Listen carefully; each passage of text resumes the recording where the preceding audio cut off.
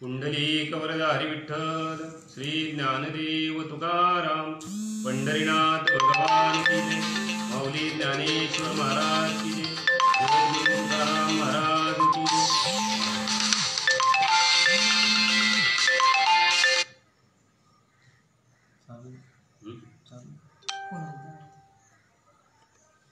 जगद्गुरु तुकाराम महाराज की जय। सच्चिदानंद श्रीपाद बाबान की जय। सच्चिदानंद रामदास बाबान की जय। मायोग पीठे तटे भीमरथ्यम वरम पुंडरीकाय दातु मुनींद्रे समागत्य तिष्ठन्तमानंद कंदम परब्रह्मलिंगम भजे पांडुरंगम। विठो पंढरी भूमी वैकुंठ केली स्वदासा सवेतू कराया सुखेली।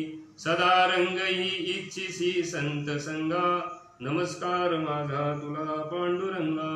अलंकापुरी रम्य सिंहासनस्थं पदांबोज तेज स्फुरदीक प्रदेशं विधिनंद्रादिदेवै सदा स्तूयमानं समाधिस्थ मूर्ति भजे ज्ञानदेवम्।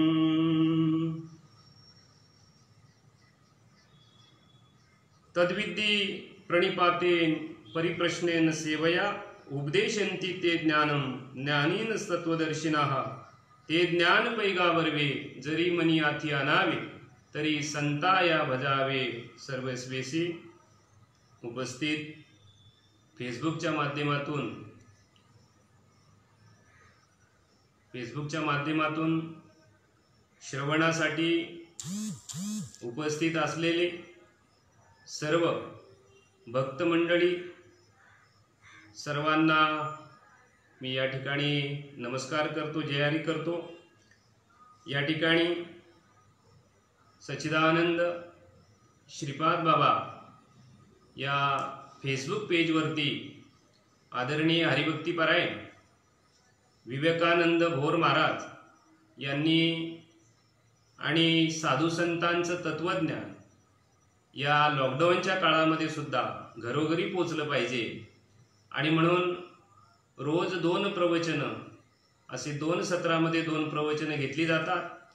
त्यातला प्रवचनाचे नियोजित आणि विषय त्यांनी आणि ज्यांना प्रवचन करायचं आहे त्यांच्यासाठी विषय आधीच निवडून दिलेले आहेत आणि म्हणून प्रवचन रूपी सेवेकरता निवडलेली ओवी महान ग्रंथराज ज्ञानेश्वरी मधील अध्याय 4 आहे आणि 4थ्या अध्यायातील 34वा श्लोक आहे आणि त्या 34व्या श्लोकातील पहिलीच ओवी ते ज्ञान पैका बरवे जरी मनी आथी आणावे तरी संताया भजावे सर्वस्वेसी।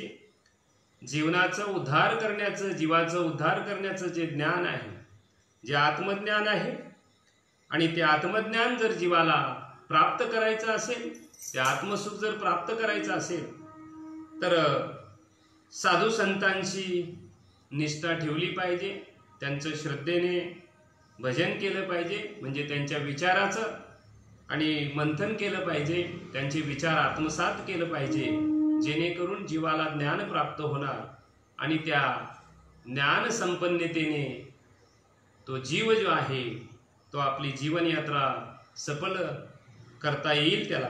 आणि म्हणून या ठिकाणी महावैष्णव माऊली ज्ञानोबाराया की ते ज्ञान पैगा बरवे जरी मनी आथी आणावे तरी संताया भजावे सर्वेस्वेसी। मग संसारिक जीवाला अत्यंतिक आवश्यकता आहे।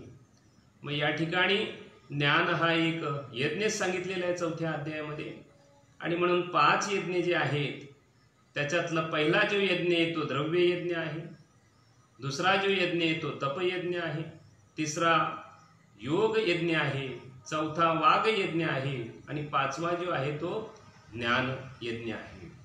ज्ञानाची गरज तरी काय, तर जीवाच्या ठिकाणी जे अज्ञान आहे ते ज्ञानाशिवाय निवृत्त होणार नाही।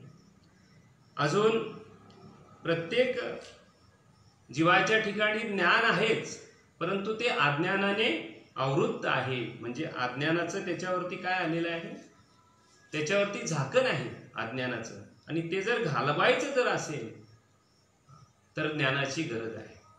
एका ठिकाणी राहिलेसे जया स्वरूप आवरण त्याचे निवारण ज्ञाने होय। जीवाला स्वरूपावरती जे आच्छादन आहे, जे आवरण आहे अज्ञानाचं, ते घालवण्यासाठी ज्ञानाची आत्यंतिक अशी गरज आहे. किंवा परमात्मा या सृष्टीमध्ये व्याप्त आहे, सगळीकडे भरलेला आहे. विठ्ठल जरी स्थळी भरला, रीता ठाव नाही उरला, आजम्या दृष्टीने पाहिला विठ्ठलची विठ्ठल. परमात्मा सगळीकडे भरलेला आहे. भरलेला असताना सुद्धा तो आपल्याला दिसत नाही. त्याचं कारण आहे की ज्ञानाचा आपल्याकडे अभाव आहे. आणि म्हणून परमात्मा, माऊली ज्ञानोबराय सांगतायत की तरी परमात्मा ऐसे जे एक वस्तू असे ते जया दिसे ज्ञाना असतो. परमात्मा एक वस्तू आहे आणि तो परमात्मा ज्ञानाशिवाय आणि दिसत नसतो. आणि म्हणून ज्ञानाची गरज आहे, ज्ञानाची अत्यंतिक अशी गरज आहे. आणि म्हणून ते ज्ञान कोणाकडे आहे बरं? तर ते ज्ञान साधू संतांच्याकडे आहे. मग साधू संतांच्याकडे ज्ञान आहे. कुठलं ज्ञान आहे?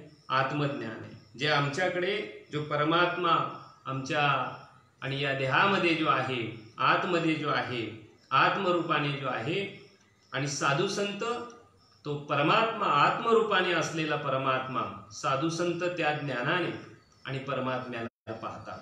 आणि म्हणून साधू संतांना आत्मज्ञानी पुरुष अशी संज्ञा दिलेली. आत्मज्ञाने चोखडी संत जे माझी रूपडी, तेथे दृष्टी पडो आवडी कामिनी जैसी. आत्मज्ञानाने साधू संत चोखडे आहेत, एकदम अतिशय चोखडे आहेत. चोखडे आहेत म्हणजे शुद्ध झालेले आहेत. आणि म्हणून साधू संत हे परमात्म्याचंच एक प्रकारचं रूप बनलेले आहेत. का बनले बरं? तर त्यांनी आत्मज्ञान आत्मसात केलेलं आहे. आणि म्हणून रोख ठोक आणि चोख अशा शब्दामध्ये साधू संतांना ही संज्ञा दिली जाते की अशा शब्दाने साधू संतांची ओळख करून दिली जाते. रोख या शब्दाचा अर्थ परखड मत साधू संत मांडतात. मांडत असताना कोणाचंही मन राखत नाही, कुठल्याही प्रकारची भीड बाळगत नाहीये.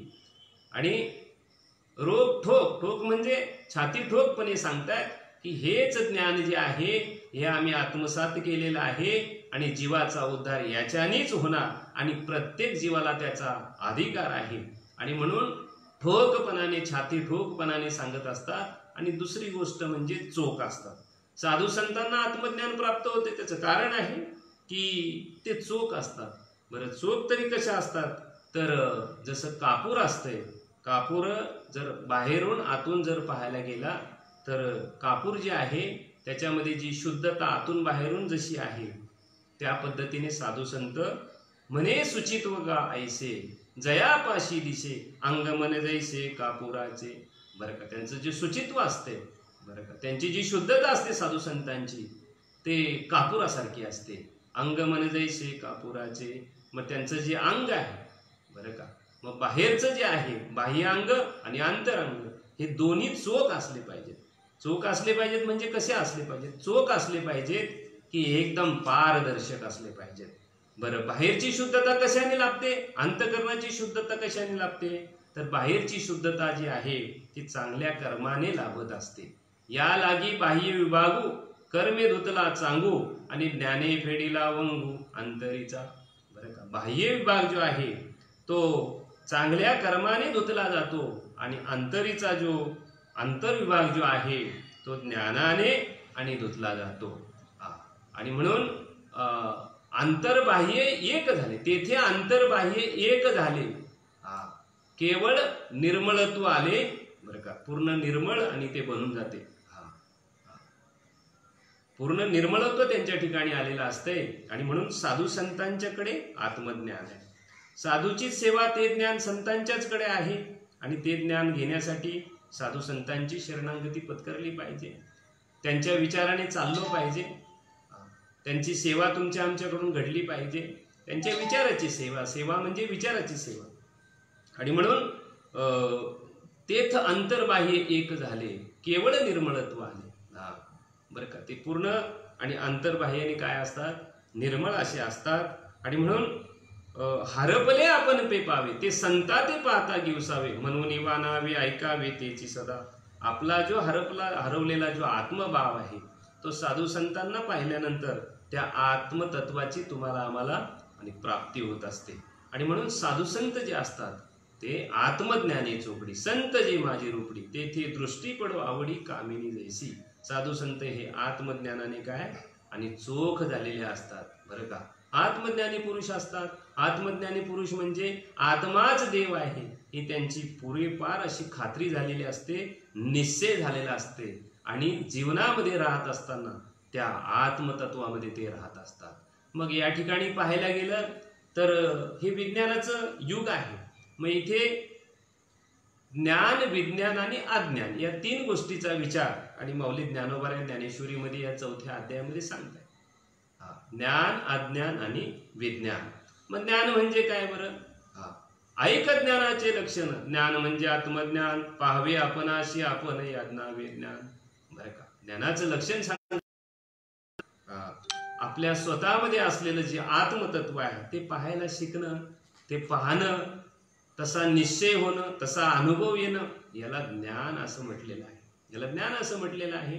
मग ज्ञान आहे, ज्ञानाची प्राप्ती झाली पाहिजे का? तर जीवाच्या पाठीमागं हे जे दुःख लागलेलं आहे त्या दुःखातून त्याला बाजूला व्हायचं असेल तर ज्ञानाची गरज आहे. ज्ञानेविन मोक्ष नाही हा सिद्धांत, वेद बोले हात उभारून. ज्ञानाशिवाय मोक्ष प्राप्त होणार नाही. ज्ञानाशिवाय मोक्ष प्राप्त होणार नाही. पाचवा जो ज्ञान आणि यज्ञ जो आहे तो महत्वाचा आहे, श्रेष्ठ आहे. त्याचं कारण आहे बाकीचे जे यज्ञ आहेत त्याच्यामध्ये आणि स्वर्गाधिक आणि अपेक्षा असते, त्याच्यामध्ये आणि प्राप्तीची काहीतरी अपेक्षा असते, पण ज्ञान यज्ञामध्ये कुठल्याही प्रकारची अपेक्षा शिल्लक राहत नाही. माऊली ज्ञानोबा सांगतायत, मग 4थी याची ठाई काही करण्याची नाही, म्हणून भक्त एक उपाय ज्ञानी अजो. जो ज्ञानी भक्त असतो त्याला कुठल्याही गोष्टीची अपेक्षा शिल्लक राहत नाही. हे ज्ञानाचं लक्षण चालू आहे माऊलींचं. आणि विवेकानंद भोर महाराजांनी चांगली ओवी ठेवलेली आहे, कारण या ज्ञानाची गरज आहे. बरं, हे ज्ञान ते ज्ञान पैगाबर म्हणजे अनादि कालाकडे निर्देश करतात माऊली ज्ञानोबा आहे. अनादि कालाकडे निर्देश करतात. बरं, कुठूनचं ज्ञान? बरं, जे देवादिदेव महादेवानी आणि पार्वती मातेला सांगितलेले ते. जे पार्वती मातेला सांगितलं आणि तेच ज्ञान जे आहे ते ज्ञान पार्वती मातेच्याकडून आणि ते ज्ञान पुढे निवृत्तीनाथांच्याकडे आलं, निवृत्तीनाथांच्याकडून माऊलींच्याकडे आलं आणि माऊलींनी या संपूर्ण विश्वाला ते वाटून दिलेलं आहे. असं हे पवित्र ज्ञान आहे. ऐसे जे ज्ञान ते पवित्र निदान, जेथे विटाळले मन चोख कीजे. बघा, हे जे ज्ञान जे आहे ते चोखा, त्याच्याने माणसाचं मन जे आहे ते शुद्ध होतो, चोखडून जातोय, पूर्ण चोखड होऊन जाते म्हणजे शुद्ध होऊन जातो. आणि म्हणून हे जे ज्ञान आहे हे ज्ञान अनादि काळापासून चालत आलेलं आहे. जे शंभूने धरिले मानसी तेची उपदेशिले गिरजेशी. नाम वरवे नाम वरवे निज मानसी धरावे. ब्रह्मीचा हा मंत्र सोहम या बीजाशी शिव पार्वतीशी उपदेशिले. जो शिव पार्वतीला जो शिवाने उपदेश केलेला आहे तेच तत्वज्ञान जे आहे, तेच आत्मज्ञान जे आहे, त्या आत्मज्ञानाचा आणि उपदेश आणि शिवानी आणि पार्वती मातेला केलेला आहे.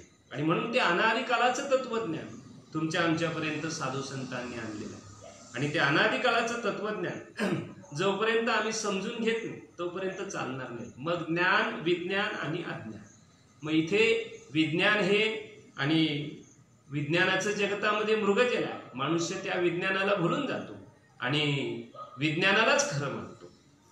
माऊली ज्ञानोबा सांगतायत की म्हणजे भगवान कृष्ण परमात्मा अर्जुनाला सांगतायत की तया नाव जान ज्ञान येर प्रपंच हे विज्ञान तेत सत्य बुद्धी हे अज्ञान हे जाण. माऊली ज्ञानोबा सांगतायत की त्याला ज्ञान म्हणतात. बरं, कशाला ज्ञान म्हणतात? बरं, तर या ओळीमध्ये काही दृष्टांत दिलेले आहेत आणि नंतर सिद्धांत सांगितलेले आहेत. तया नाव जान ज्ञान येर प्रपंच हे विज्ञान ते सत्य बुद्धी हे अज्ञान हे जाण. ज्ञान त्याला म्हणतात आणि अज्ञान कशाला म्हणतात? तर प्रपंच जे आहे, प्रपंचाला विज्ञान म्हटलेलं आहे. आणि विज्ञानाच्या ठिकाणी सत्यबुद्धी ठेवणं म्हणजे जगताच्या ठिकाणी सत्यबुद्धी ठेवणं, या जगाला सत्य मानणं, हेच सगळ्यात मोठं काय आहे? अज्ञान आहे. माऊली ज्ञानोबा सांगतायत की इथे अज्ञान अवघे हरपे विज्ञान निशेष करपे आणि ज्ञाने स्वरूपे होऊन जायचं. ज्ञान कशाला म्हटलेले? ते स्वरूप परमात्म्याचं ओळखून घेणं आणि त्याच्याशी आणि एकरूपता निर्माण करणं, याला ज्ञान ही संज्ञा दिलेली आहे. याला ज्ञान ही संज्ञा दिलेली आहे. मग या ठिकाणी ज्ञान त्रिकाल आबाधित आहे. ज्ञानाचं लक्षण सांगत असताना जे त्रिकाल आबाधित आहे, जे कधी नाश पावत नाही, ज्याच्याने जीवनाला सुख प्राप्त होते, जीवनामध्ये कृतार्थता लाभते, त्याला ज्ञान अशी संज्ञा आहे. आणि म्हणून ते ज्ञान साधू संतांना प्राप्त झालं. बरं काय केलं बरं साधू संतांनी? बरं साधू संतांना हे ज्ञान प्राप्त होण्यासाठी साधू संतांनी असं काय केलेलं आहे? तर साधू संतांनी काय केलेलं आहे? मौलिक ज्ञानोबा सांगतात की ते ज्ञान प्राप्त करायचं साधू संत तुम्हाला आम्हाला प्राप्त करण्याची गरज आहे. साधू संत तुम्हाला आम्हाला देतात, पण साधू संतांनी मात्र ते प्राप्त करण्याच्या ऐवजी, ज्ञानच मिळवण्याच्या ऐवजी ज्ञानच त्यांच्याकडे ज्ञान शोधत आलेलं आहे. मग कसं आलं बरं? काय केलं बरं त्यांनी? तरी आत्मसुखाची या गोडिया विटे जो का सकळ विषया, जयाची या ठाई इंद्रिया मान नाही. बघा आता आत्मसुखाच्या गोडीसाठी आणि विटे जो का सकळ विषया, बरं का, जो सर्वदा नित्य तृप्तो, जो सर्वदा नित्य तृप्तो अंतकरण भरितू परी विषया माझी पती तू जेने संग कीजे. बरं का, ज्या विषयांच्या मुलं आणि पापी ठरला जो जीव आहे, दोषी ठरला, बरं का, त्या विषयांच्या बाबतीमध्ये साधू संत आणि विषय शेवणी कोण तृप्त झाला, इंधने निमाला अग्निकोटे. बरं का, त्या विषयांच्या पासून साधू संत बाजूला होतात, विटतात. आत्मसुखाची या गोडी विटे देव का सकळ विषया, त्या विषयांच्या संगतीने आयुष्याचा नाश. बरं का, विषय शेवणी कोण तृप्त झाला, इंधने निमाला अग्निकोठे, असं सांगतात जगद्गुरु तुकोबाराय. किंवा विषयांची चरवणी केली आयुष्याची गाळणी.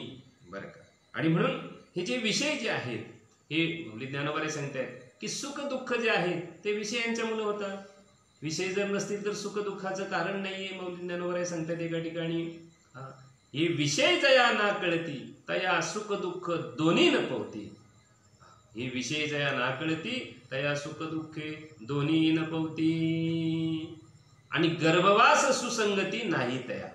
बघा आता विषय जर नसतील तर सुख दुःखाचं काही कारण नाहीये. आणि सुख आणि दुःख हे दोन्ही द्वंद्व सांगितलेलं आहे. सुखाच्या पाठीमागं दुःख आहे, दुःखाच्या मागं सुख आहे. याच्यात त्याचा अंश आहे, त्याच्यात याचा अंश आहे. बरं का, आणि म्हणून साधू संत आत्मसुखाची या गोडिया विटे जो का सकळ विषय, सगळ्या विषयांच्या पासून बाजूला होतात. महत्वाचे 5 विषय सांगितलेले आहेत. शब्द स्पर्श रूप रस आणि गंध. मग एकेकामध्ये एकेका आहे. स्पर्श मातंग दीप्ती पतंग, रसने मीन नादे मृग आणि घ्राणे भुंग. याचं जर विस्तार करायचं म्हटलं तर तेवढा वेळ नाही आपल्याकडे. आपल्याला जो वेळ आहे तो 1 तासाचा दिलेला आहे. आणि म्हणून एकेका संगतीने आणि एकेकाचा नाश झालेला. स्पर्श मातंग कामसुखामध्ये हत्तीचा नाश झालेला आहे. दीप्ती पतंग, बरं का, दिव्याचा प्रकाश, बरं का, रूप त्याच्यामध्ये नाश झालेला आहे. रसने मीन, बरं का, जिभेची गोडी जी आहे आणि तो मासा तो खायला जातो. आमिषाच्या आशे गळगिली मासा फुटून ये घसा मरण पावे, त्या माशाचा नाश झालेला आहे. नादे मृग, तो मृग जो आहे तो नाद ऐकून त्याचा नाश झालेला आहे. आणि ग्राणे भुंग, भुंगा जो आहे तो आणि त्या कमलाच्या फुलामध्ये मकरंद सेवन करण्यात एवढा गुंतून जातो की तिथेच आटकून राहतो आणि मरून जातो. जैसा भ्रमर भेदी कोडे भलतसे काष्ट कोरडे, कलिके माझे सापडे कोवली, तेथे उत्तीर्ण होईल प्राणे परी ते कमल दल चिरून येणे. एवढा गुंतो की तो खैराची लाकडं कोरण्याची सामर्थ्य त्या भुंग्यामध्ये आहे. पण एवढं नाजूक आणि ते फुलाचं ते पाकली मात्र तो आणि कुडतरू शकत नाही का? तर त्याच्यामध्ये तो त्या आणि वासामध्ये सुगंधामध्ये एवढा गुंतला गेला. आणि म्हणून या ठिकाणी आणि विषय जे आहेत, का बरं साधू संतांच्याकडे ज्ञान आलं, साधू संतांना ज्ञान शोधत आलं, त्याचं कारण सांगितलेलं. आत्मसुखाची या गोडी विटे जो का सकळ विषया, जयाचे ठाई इंद्रिया मान नाही. आपल्या शरीराला फार किंमत साधू संत देत नाही. आहे शरीर कर्तव्य वगैरे आलेले, कर्तव्यासाठी आलेलं आहे, परंतु साधू संतांनी आणि एवढं त्याच्यामध्ये गुंतलं नाही. आज आम्ही जेवढे गुंतून जातो तेवढे शरीरामध्ये साधू संत गुंतलेले. जो मनाशी चाड न सांगे, जो प्रकृतीचे केले नेगे, श्रद्धेचे संभोगे सुखिया झाला. मौली ज्ञानोबा सांगतायत मनाचे लाड पुरवत नाही तो. मनासारखा आमचं नाही, मनोमार्गे गेला मौली ज्ञानोबा सांगतात तो तेथेची मुकला. मन सांगेल तसं नाहीये, साधू संत सांगतील त्या विचाराने आणि साधू संत चालत असतात बरं का. जो प्रकृतीचे केले नाही, जो कुठलीही गोष्ट करतो पण करतेपणाचा अधिकार आपल्याकडे घेत नाहीये आणि जीवाला जर दोष जर कुठे लागत असेल तर तो अधिकार आपल्याकडे घेत असतो. मी करतो मी करतो मी करतो मी करतो. मौली ज्ञानोबा सांगतायत एकची मीपणे नागविले घर, नाहीतरी संसार ब्रह्मरूप. आजच तो मी काय कोणाचा जात नाहीये. आणि म्हणून इथे आणि नाथ महाराज भागवतामध्ये सांगतायत की प्रकृती करी कर्मे ती म्या केली म्हणे भ्रमे, येथे करता येते नाम बोली जे जीव. बरं का, भ्रमाने जीव मी करतो मी करतो. आपण जर पाहायला गेलं तर म्या बोलविल्या वेद बोले, म्या चालविल्या सूर्य चाले, म्या हलविल्या प्राण हाले, जो जगा ते चालिता. अरे सगळं भगवान परमात्मा ऐसा तो समर्थ ब्रह्मांडाचा धनी, सगळ्या ब्रह्मांडाचा धनी परमात्मा आहे आणि त्याला जे पाहिजे तो परमात्मा करत असतो. पण जीव मात्र प्रकृतीने कर्म करत असतो आणि त्याच्यामध्ये कर्तेपणाचा अधिकार घेत असतो. म्हणून कर्म आणि कर्ता हे अद्वैत भावाची वार्ता नेने तो पंडुसुता सात्विक त्यागो. बरं का, सात्विक वृत्ती असली पाहिजे. आणि म्हणून तो मनाशी चाडणं सांगे, जो प्रकृतीचे केले नेगे श्रद्धेचे संभोगे सुखी या झाला, तो त्या श्रद्धेच्याच संभोगाने आणि सुखी होत असतो. तो बाकीचं काहीही करत नाही बरं का, असा तो. आणि म्हणून तया तेची गिवशीत. आता बघा अशी जी अवस्था ज्याला प्राप्त होते किंवा अशा पद्धतीने ज्याचे कर्म आहेत, अशा पद्धतीने ज्याची अवस्था आणि तो बनवून घेतो किंवा अंगीकारतो, अशी अवस्था प्राप्त केल्यानंतर काय होणार मौली ज्ञानोबा सांगतात, तया तेची गिवशीत ते ज्ञान पावे निश्चित, जया माझी अचुंबूत शांती असे. बघा आता ते ज्ञान हृदयी प्रतिष्ठे आणि शांतीचा अंकुर फुटे, मग विस्तार बहु पाहिजे प्रगटे आत्मबोधाचा. बरं का, आणि मग ते ज्ञान त्याला तया त्याची गिवशी, ते ज्ञान त्याला शोधत येते, त्याला जाण्याची गरज भासत नाही, जाण्याची गरज भासत नाही. मग तो कुठली बरं का कशा पद्धतीने विषयामध्ये रममान होत नाही, प्रकृतीचे केले नाही, आपण केलं असं काहीच सांगत नाही. तो मोठेपणा तो सांगतच नाही. आमच्याकडे मोठेपणा जास्त मोठ्या प्रमाणात असतो. महात्मा असतो तो सांगत नसतो आपल्या तोंडाने, आणि महात्माने तो सांगत असतो हे त्याचं अज्ञान आहे. अज्ञान आहे त्याचं. चातुर्य लपवी महत्वारवी पिशे पण मिरवी आवडवणी. बघा आता तो चातुर्य त्याचं दाखवत नाही, आपण दाखवल्याशिवाय राहत नाही. स्वतःला संत म्हणून घेतो पण अज्ञानाचं लक्षण टाकत नाही.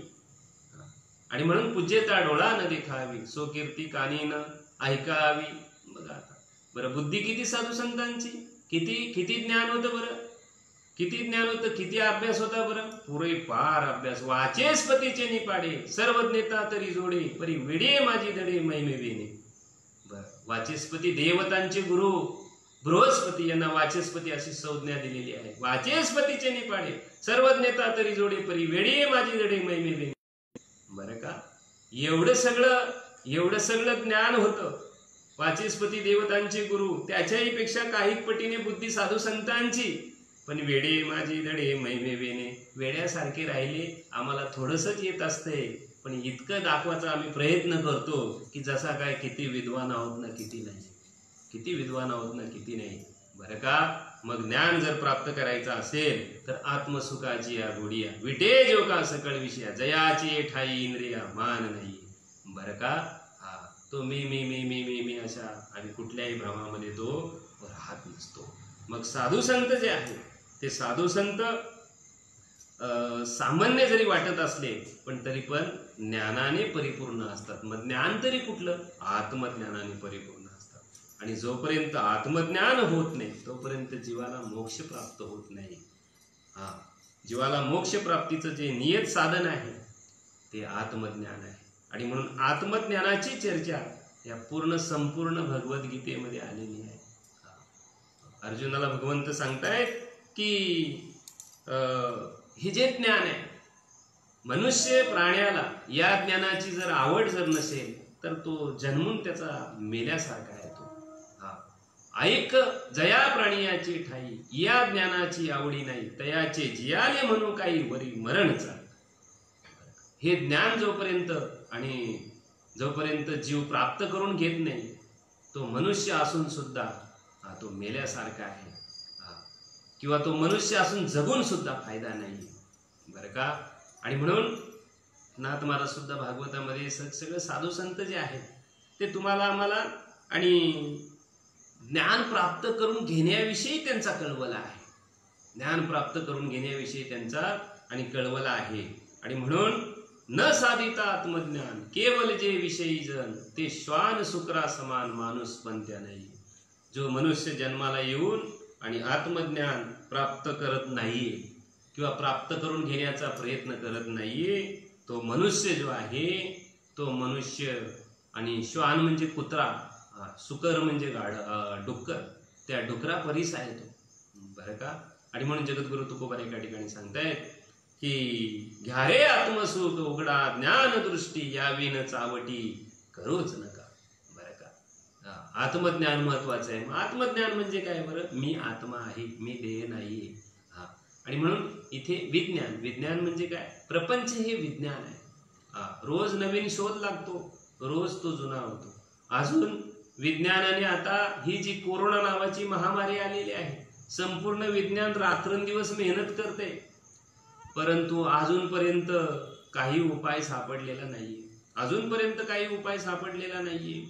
खरा विज्ञान करता कोण आहे तेच विज्ञानवाद्यांना माहिती नाही. खरा विज्ञान करता आमचा भगवान परमात्मा आहे. का बरं, विज्ञानाने प्रगती केली, विमान बनवलं, पण पाणी विज्ञानाने तयार केलेलं नाहीये.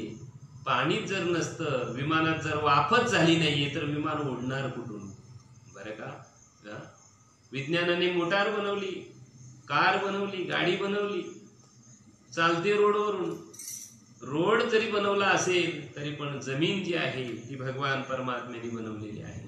आणि म्हणून जोपर्यंत भगवान परमात्मा आहे तो या विज्ञानाचा खरा करता आहे, हे विज्ञानवादी जोपर्यंत मान्य करत नाही, जोपर्यंत देवाची शरणागती पत्करत नाहीये, ज्या दिवशी देवाची शरणागती पत्करतील ना मनापासून, त्या दिवशी या रोगावरती सुद्धा, कोरोना महामारीवरती सुद्धा वॅक्सिन निघाल्याशिवाय राहणार नाही. आणि आता विज्ञानाने वरती हात केलेले आहे, आणि आता त्यांची तयारी आहे की देवाशिवाय कोणी वाचू शकत नाहीये, देवाशिवाय कोणी वाचू शकत नाहीये. आणि म्हणून तुम्ही आम्ही भाग्याची मंडळी आहोत की आपल्या विवेकानंद आणि हे जे ज्ञान आहे साधू संतांचं, जे जीवाला सुख प्राप्त करून देणारं जे ज्ञान आहे ते लोकांच्या पर्यंत आणि प्रचार प्रसार कसा होईल, आणि याच्यासाठी हे फेसबुकचं माध्यम या ठिकाणी आणि त्यांनी केलेलं आहे. मग साधू संत जे आहेत ते साधू संत तुमच्या आमच्यातलं देवत्व दाखवत असतात म्हणजे तुमच्या आमच्या आतमध्ये ते आधीच आहे, परंतु ते पाहण्याचं ज्ञान साधू संत तुम्हाला आम्हाला देत असतात, विचाराच्या माध्यमातून, तत्वमसी महावाक्याच्या माध्यमातून. परमात्मा जो आहे या डोळ्याने सगळं दिसेल, पण परमात्मा पाहण्यासाठी जे ज्ञानाचे डोळे पाहिजे ते साधू संत देत असतात, ते साधू संत देत असतात. जे दिठीशी न पविजे ते दिठीवी न देखीजे, जरी आत इंद्रिये लाहीजे ज्ञानभर. माऊली ज्ञानोबरांची सुंदर उभे, माऊली ज्ञानोबरा सांगतायत जे दिठीशी न पविजे, जे दिठीशी न पाविजे ते दिठीवी न देखीजे, जरी अंतरी लाहीजे आतिंद्रिय लाहीजे ज्ञानभर. बघा आता इंद्रिय बाहेरचे पण आहे, डोळे हे बाह्य इंद्रिय आहे, आंतर इंद्रिय वेगळे आहे. मग आपल्या या डोळ्यांना आणि डोळे असं म्हटलेलं आहे, हे बाहेरचं इंद्रिय झालं. आतील इंद्रियामध्ये बुद्धीला डोळं असं म्हटलेलं आहे, परी ते मनाचे कानी ऐकावे, या कानाला कान म्हटलेलं आहे, पण आत इंद्रियांच्या मध्ये मनाला कान असं म्हटलेलं आहे, परी ते मनाचे कानी ऐकावे, बोल बुद्धीच्या डोळा देखावे, हे साठोवाटी घ्यावे चित्ताची. जोपर्यंत आत इंद्रिय आणि आतील दृष्टी जोपर्यंत प्राप्त होत नाही तोपर्यंत परमात्म्याला पाहता येणार नाही. आणि म्हणून परमात्म्याला पाहण्यासाठी आतिंद्रियांची आत्यंतिक अशी गरज आहे, जे दिठीविन पविजे, बरं का, जे दिठीशी न पविजे ते दिठीवी न देखीजे, आतींद्रिये लाहीजे जरी आतींद्रिये लाहीजे ज्ञानबळ. बरं का, मग आतमध्ये पण या बुद्धीला आणि डोळा असं म्हटलेलं आहे. बुद्धीच्या डोळ्याने परमात्मा पाहता येईल, कारण तो अति सूक्ष्म आहे आणि बुद्धी सूक्ष्म आहे. मग परमात्मा पाहण्याचं जे ज्ञान आहे मौली ज्ञानोबराय सांगतायत ते आती इंद्रियांनाच पाहता येतो परमात्मा. आणि म्हणून ती आंतरिक दृष्टी साधू संत देत असतात. आणि म्हणून ते ज्ञान त्यांच्याकडे आहे. आणि म्हणून साधू संतांचं आणि भजन करायचं आहे, साधू संतांची भक्ती करायची, त्यांच्या ठिकाणी श्रद्धा ठेवायची, पूजा करायची. कशाची पूजा करायची? विचाराची पूजा करायची. कारण आत इंद्रिय आंतरिक दृष्टी जोपर्यंत प्राप्त होत नाही तोपर्यंत परमात्म्याला पाहता येणार नाही. ज्या वेळेला 11व्या अध्यायामध्ये भगवंतांनी अर्जुनाला विश्वरूप दाखवलेलं आहे आणि ते विश्वरूप दाखवल्यानंतर जी दृष्टी द्यायला पाहिजे पाहण्याची ती दिली नाही परमात्म्याने. आणि मग ते दाखवल्यानंतर घाबरले, घाम आला अंगाला, डोळे मिटून घेतले. परमात्म्याने सांगितलं, अरे हे विश्वरूप मी कोणाला दाखवलं नाही, ते तुला दाखवलेलं आहे आणि तू तर घाबरून गेला. देवा बरोबर आहे, परंतु आपण मला जी दृष्टी द्यायला पाहिजे ती दिली नाहीये. आपण जे मला विश्वरूप दाखवलं परंतु ते मी पाहू शकत नाही. त्याचं कारण आहे की आंधळ्या माणसाला तुम्ही आरसा दाखवला तर तो कसं काय पाहणार बरं? आणि बहिरा आहे त्याच्या पुढे गायन केलं तुम्ही, कसं काय बरं चालणार? आणि चिखल खाणाऱ्या बेडकाला सुगंध दिला, सुगंध आणि तुम्ही देताय, वास देताय, त्याला काय त्याचं आहे? तर तो चिखलच खाणार तो. आणि म्हणून इथे माऊली ज्ञानोबराय ओवी टाकतात सुंदर, जे आत इंद्रिय म्हणून व्यवस्थिले केवळ ज्ञान दृष्टीची या भागा फिटले, ते तुम्ही चर्मचक्षु पुढे ठेविले मी कैसेनी देखे. बरं का, जे आत इंद्रिय म्हणून व्यवस्थिले केवळ ज्ञान दृष्टीची या भागा फिटली, ती ज्ञानदृष्टी तुम्ही मला पहिल्यांदा द्यायला पाहिजे होती. आणि ती ज्ञानदृष्टी न देता आणि तुम्ही मला आणि विश्वरूप दाखवलं मला कसं काय? आणि म्हणून दिव्यम ददामी ते चक्षु पश्चिमे योगेश्वरम. आणि मग ती दृष्टी भगवान परमात्मा आणि प्राप्त करतात त्यालाच कृष्णांजन असं म्हटलेलं आहे. कृष्णांजन एक वेळा डोळा घालिता अडल, तिमिर दुःख गेले फिटले भ्रांतीचे पडल, श्री गुरु निवृत्तीराय मार्ग दाविला सोज्वल, बाप रखमा देवगुरु विठ्ठल दिनांचा दयाल. मग ती दृष्टी आहे ते साधू संत देत असतात. मग अंतरिक्ष दृष्टी साधू संत प्राप्त करून देतात, जेणेकरून या देहामध्ये असलेलं जे तत्व आहे ते पाहता येते. या देहाच्या आतमध्ये आहे सगळं, या विश्वामध्ये परमात्मा व्यापून भरलेला आहे. परंतु परमात्म्याला वरून जर पाहाल, या जगामध्ये वरून जर पाहाल तर ते होणार नाही. आणि म्हणून जगामध्ये विज्ञानाचं मृगजल आहे, जग नव्हे जगत भास आहे आणि याच्यामध्ये परमात्मा आहे. मग अर्जुनाला भगवंत सांगतायत की या विज्ञानामध्ये माझी व्याप्ती. असा जर विज्ञानाकडे तुम्ही जर पाहिले, या जगाकडे जर पाहिलं तर हे जे जग आहे ते दुःखाचं कारण शिल्लक राहत नाही, ते पूर्णच्या पूर्ण आणि सुखाला कारण शिल्लक होणार ते. आणि म्हणून हे जे विश्व आहे माऊली ज्ञानोबराय सांगतात, जे जे देखणे सकळ ते हे स्वप्नीचे मृगजल, म्हणून चिंती चरण कमल बाप रखमा देवगुरु विठ्ठलाचे. जे जे तुम्ही आम्ही पाहत असतो ते मृगजल आहे. ते काय आहे? मृगजल आहे. आणि म्हणून विज्ञानाला प्रपंच असं म्हटलेलं आहे, विज्ञानाला प्रपंच असं म्हटलेलं आहे. आणि प्रपंच एक झाला होता हे समूल मिथ्या वार्ता, पुढे होईल मागोता कदा कल्पांती घडेना. प्रपंच जो आहे ते विज्ञान आहे. बरं का, ती विज्ञानाची जी सुंदरता दिसते ती सगळी सुंदरता आणि जीवाला फसवणारी आहे. जगद्गुरु तुकोबराय एका ठिकाणी सांगतायत की तुका म्हणे इहे लोकीच्या व्यवहार नका डोले धुरे भरून राहू. बरं का, हे जे विश्व आहे, बरं का, प्रपंच वास्तविक पाहायला गेला तर जग नसून जगदेव आहे. बरं का, जग नसून जगदेव आहे. अजातवादाच्या दृष्टिकोनातून हे जग झालेलंच नाहीये. पाहायला गेलं तर एक परमात्मा आहे. दुजेविने एकला एक परमात्माची संचला. जर पाहायला गेलं तर सगळं कसं आहे? तर सगळा परमात्मा आहे. परंतु आम्हाला तो प्रपंच सत्य वाटतो आणि त्या प्रपंचाच्या ठिकाणी आम्ही सत्य बुद्धी ठेवतो आणि यालाच शास्त्रामध्ये अज्ञान असं म्हटलेलं आहे. अज्ञान असं म्हटलेलं आहे. मग अजातवादाच्या दृष्टिकोनातून प्रपंच नाहीये. बरं का, प्रपंच एक झाला होता, हे समल मिथ्या वार्ता, ही खोटी वार्ता आहे. तो कधी एक होणार नाही. बरं का. एक जर काय असेल तर एक परमात्माच आहे, एक आणि परमात्माच आहे.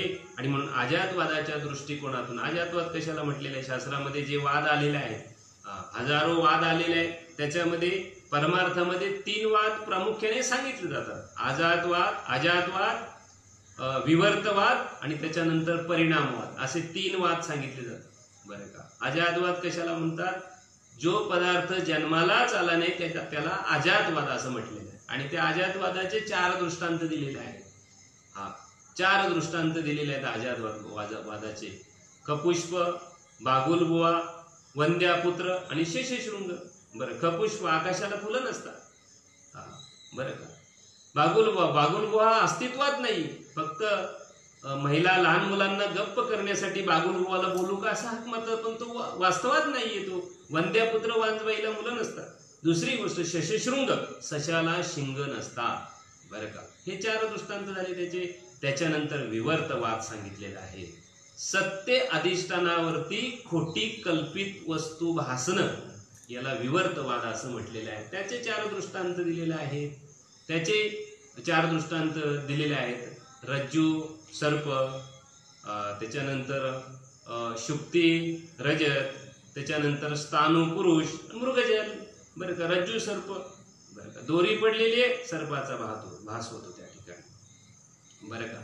स्थाणू पुरुष, रस्त्याला झाडाचं खोड आहे, अर्ध तुटलेला झाड आहे, तो अंधारामध्ये भूतासारखा काहीतरी कोणीतरी असल्यासारखा वाटतो, पण नाही. शुक्ती, रजत, नदीच्या किनारी आणि ऊन पडल्यानंतर शिंपल्यामध्ये सूर्याची किरण पडली की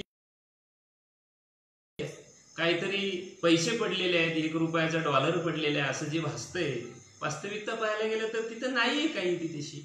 बरं, काही तिथं नाहीये. आणि त्याच्यानंतर मृगजल हे पाण्यासारखं दिसतंय, पण पाणी आहे का बरं, नाहीये. मग तुकोबारायांची प्रमाण पण आहेत या ठिकाणी. शुक्तीवरी रजत पाहता डोळा दिशे आणि दोरीवरी भाषे मिथ्या सर्प. दोरी पडलेली पण सर्प दिसतो, अंधार आहे त्या ठिकाणी. बरं का.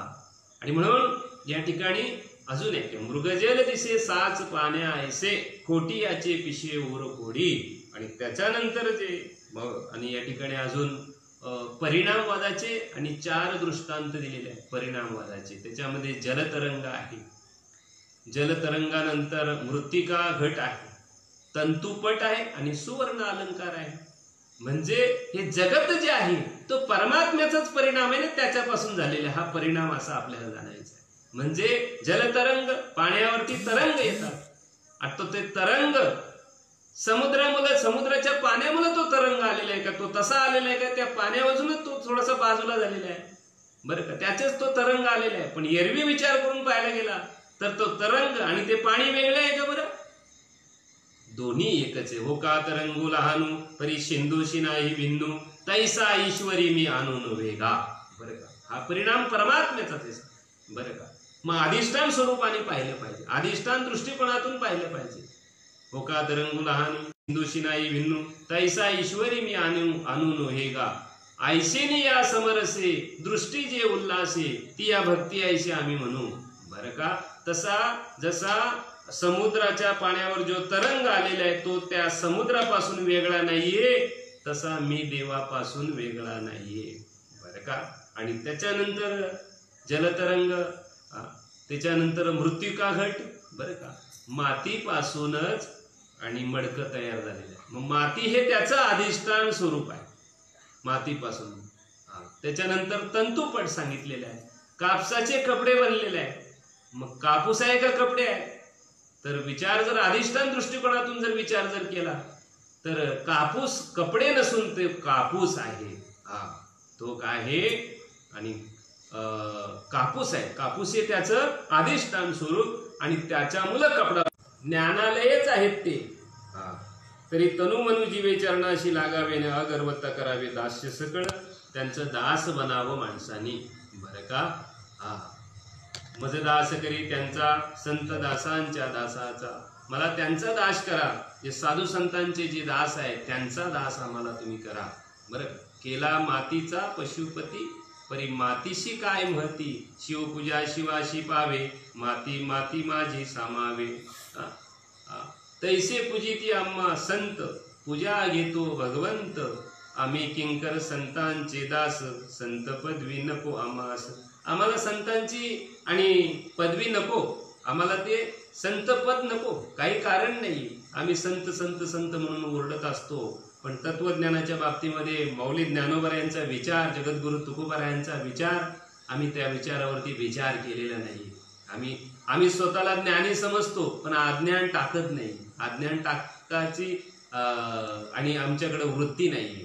आणि म्हणून ज्ञानी माणसाची जी लक्षणं असतात, तो ज्ञानी माणूस जो असतो तो असा मी मी मी मी असा दाखवण्याचं काम कुठलंही करत नसतो.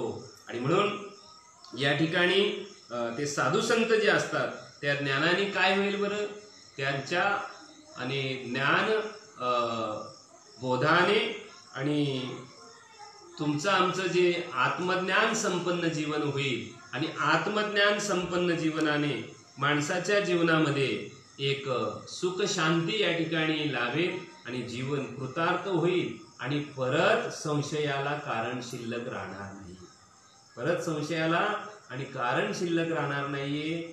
चिनी थावे माता आत ठेविला नव्हे, थापटीला जैसा. जीव हा अज्ञानाने झोपी गेलेला आहे आणि साधू संत त्या बोधाने त्याला जागे करतात. आणि ती जी त्याची विश्वरूपी जी अज्ञानाची झोप आहे ती झोप निघून जाते. तैसी विश्व स्वप्नेसी माया, निंद सांडोनी धनंजया, सासा चैला अद्वया नंदपणे जो. बरं का. आणि साधू संत त्या महावाक्याने त्याचं कृतकल्याण करतात. त्या महावाक्याने त्याच्यामध्येच असलेला भगवान परमात्मा त्याला पाहण्याची दृष्टी साधू संत प्राप्त करून देत असतात. आणि म्हणून संतांचं भजन घडलं पाहिजे. नामामने सेवा घडावी संतांची, घ्यावी कृपा त्यांची तेची ज्ञान. साधू संतांची सेवा घडली पाहिजे. तो सेवा त्यांचा आणि त्यांच्यापर्यंत जाण्याचा सेवा ही प्रथम पायरी आहे सेवेची. आणि त्या सेवेमध्ये परंतु आत्मज्ञानी पुरुष आपल्या देहाची सेवा करून कोणाकडून घेत नसतो. बरं का. कोणाकडूनही आणि सेवा करून घेत नसतो. तो उलटी सेवा करत असतो. शिष्याची जो न घे सेवा, मानी देवा सारिके, तयाचा फले उपदेश, अनिका दोष फराटे. आणि म्हणून गुरुकृपा, गुरुचे जे वाक्य आहे, जयाचे वाक्य उजवडे, झाले चित्त निधडे. बरं का.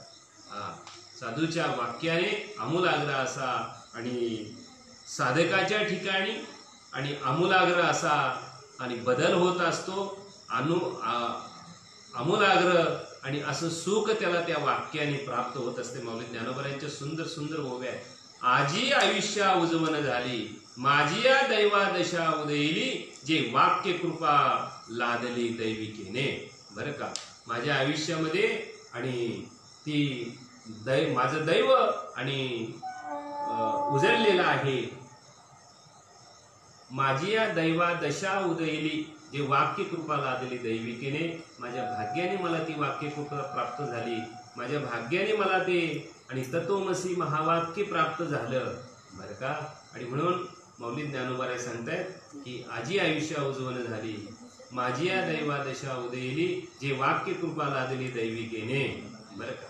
ती दैविकता आणि जीवनामध्ये तुमच्या आमच्या फार मोठी किमतीची आहे. आणि म्हणून या ठिकाणी जे ज्ञान आहे ते संतांच्याकडे आहे.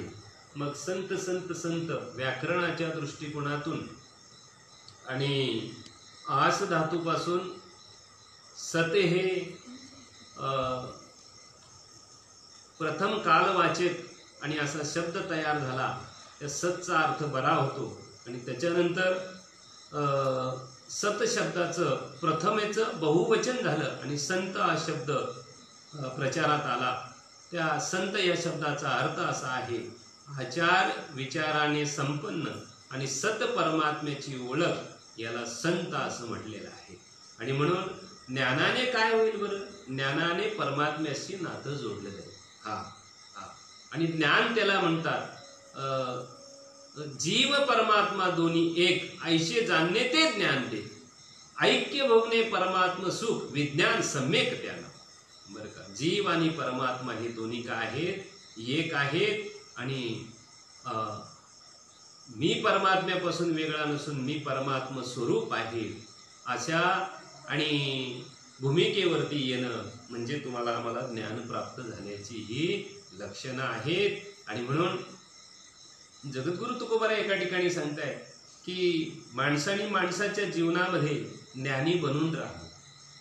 ज्ञानी बनून राहावं, अज्ञानी बनून राहू नये. अज्ञानाने आणि जीवाला दुःख प्राप्त होत असते, म्हणून ज्ञानी बनून राहावं माणसाने माणसाच्या जीवनामध्ये. आदिव्याधी उपाधीमध्ये राहू नये. पण आदिव्याधी उपाधीमध्ये जीव राहत असतो आणि त्याचं नुकसान त्या ठिकाणी होत असतो. मग ह्या ज्या उपाधी आहे या उपाधीमध्ये परमात्म तत्व आहे, ते चैतन्य तत्व आहे. त्या चैतन्य तत्वाचा स्वीकार करायचा, जगाचा स्वीकार नाही करायचा, या देहाचा स्वीकार करायचा नाही. या उपाधी माझी गुप्त चैतन्य असे सर्वगत्य तत्वज्ञ संत स्वीकारती.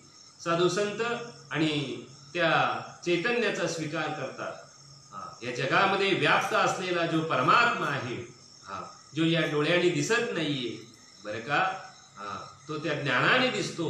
आणि म्हणून साधू संत त्या उपाधी माझी गुप्त चैतन्याचा जो स्वीकार आहे तो साधू संत करतायत. म्हणजे याच्यामध्ये आत्मरूपाने परमात्मा आहे बरं का, त्याचा स्वीकार करतात.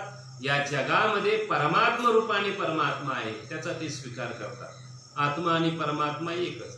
देहामध्ये आत आहे म्हणून आत्मा आणि ब्रह्मांडात आहे म्हणून परमात्मा, मात्र हे दोन्हीही एकच आहे. हे वेगळे नसून दोन्हीही एक आहेत. त्याच्यामुळं साधू संत या गोष्टीचा स्वीकार करत नाही. बाह्य गोष्टीचा स्वीकार नाही करत, आतल्या गोष्टीचा स्वीकार करतात.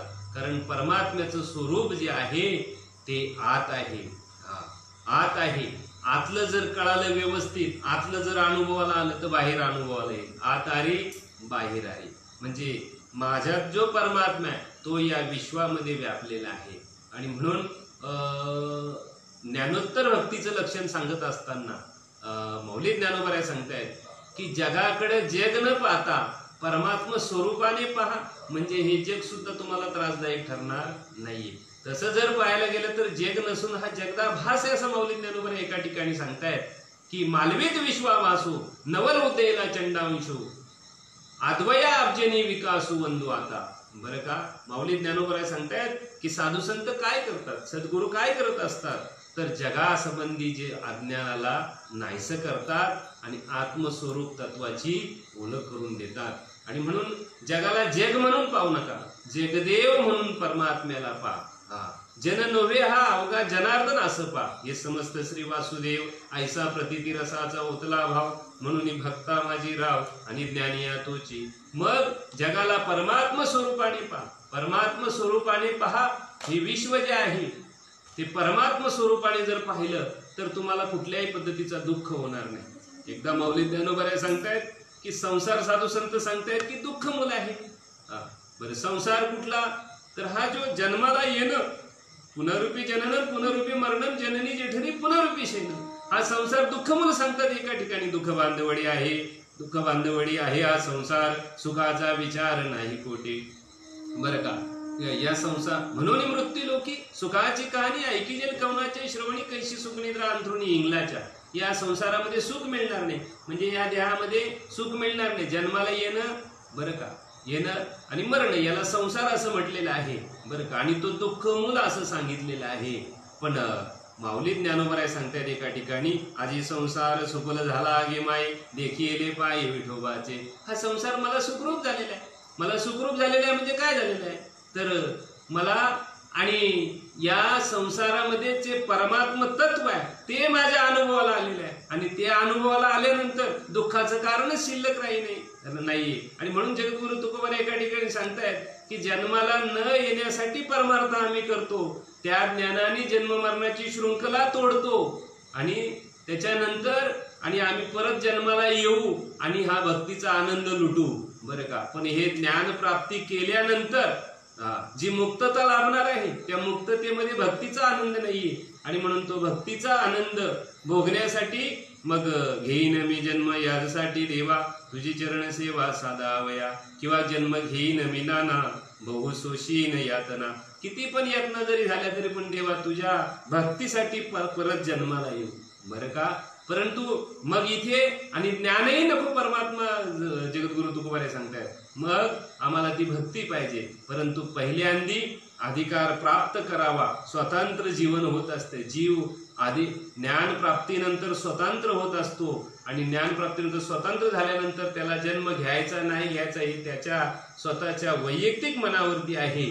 आणि म्हणून या ठिकाणी आणि ते ज्ञान पैगा भरवे, जरी मनी हाती आणावे तरी संता या बजावे सर्वेस्वेशी. साधू संतांच्याकडे ते तत्वज्ञान असते आणि ते आत्मतत्व मिळवण्यासाठी संतांची सेवा घडली पाहिजे बरं का.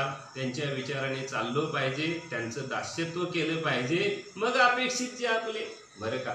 आणि मग त्या सेवेने ते प्रसन्न झाल्यानंतर मग अपेक्षित ते आपले तेही सांगती पुशिले, जेणे अंतकरण बोधले संकल्प नाहीये बरं का.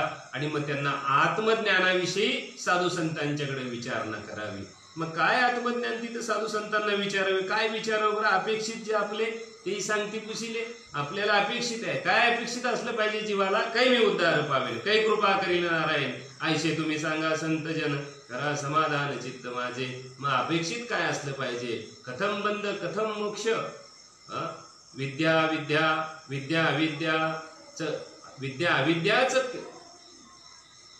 बंद कशाला म्हणतात, मोक्ष कशाला म्हणतात, विद्या कशाला म्हणतात, अविद्या कशाला म्हणतात, आत्मा कशाला म्हणतात, परमात्मा कशाला म्हणतात. जगद्गुरु शंकराचार्य आणि विवेक चूडामणी या ग्रंथामध्ये आणि साधू संतांच्याकडं आपण काय विचारलं पाहिजे साधू संतांना.